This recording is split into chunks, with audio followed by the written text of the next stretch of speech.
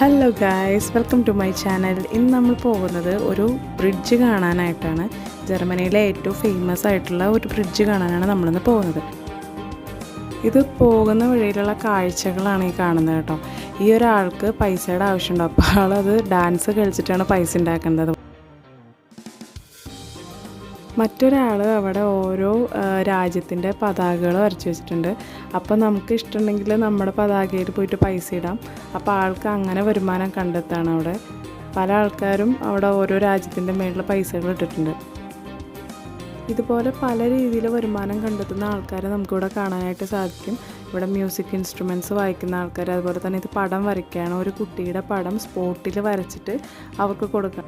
നമ്മുടെ നാട്ടിലെ പോലെ ഓരോ വീടുകൾ കയറി ഇറങ്ങി ഭിക്ഷാടനം ചെയ്യാനായിട്ട് ഇവിടുത്തെ ഗവൺമെൻറ് സമ്മതിക്കില്ല.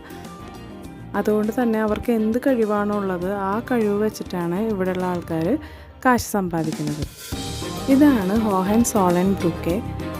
വളരെ പഴക്കമുള്ള ഒരു ബ്രിഡ്ജാണ് കേട്ടോ അത്. 1907 ഈ ഒരു ബ്രിഡ്ജ് പണിതത്. റെയിൻ എന്ന് പറയുന്ന ഒരു നദിയുടെ മേളിൽ കൂടെയാണ് ഈ ഒരു റെയിൽവേ പാളം നിർമ്മിച്ചിരിക്കുന്നത്. 1200-ൽ പരം ട്രെയിനുകളാണ് ഒരു ദിവസം ഈ ഒരു പാലത്തിൽ കൂടെ പോകുന്നത്.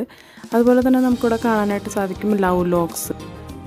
ഈ ഒരു പാലത്തിൻ്റെ സൈഡിലായിട്ട് ഒരു നടപ്പാതയുണ്ട്. ഈ ഒരു നടപ്പാതയുടെ ഇരുവശങ്ങളിലായിട്ട് കമ്പിയുടെ ഇഴകളാണ്. അപ്പോൾ ഈ കമ്പിയുടെ ഇടയിലൊക്കെ ഇവർ ലോക്ക് താഴിട്ട് പൂട്ടിയിരിക്കുകയാണ്.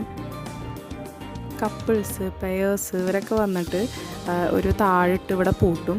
പൂട്ടിയതിന് ശേഷം അതിൻ്റെ താക്കോല് ഈ ഒരു നദിയിലേക്ക് എറിയാണ്. അപ്പോൾ ഇതിനർത്ഥം എന്ന് വെച്ചിട്ടുണ്ടെങ്കിൽ അവരുടെ റിലേഷൻഷിപ്പ് ലൈഫ് ലോങ് നിലനിൽക്കുമെന്ന് കാണിക്കാനായിട്ട് അങ്ങനെ ഒരു പ്രതീകമാണ് ഈ ഒരു ലവ് ലോക്കിൻ്റെ ഉദ്ദേശം എന്ന് പറയുന്നത്.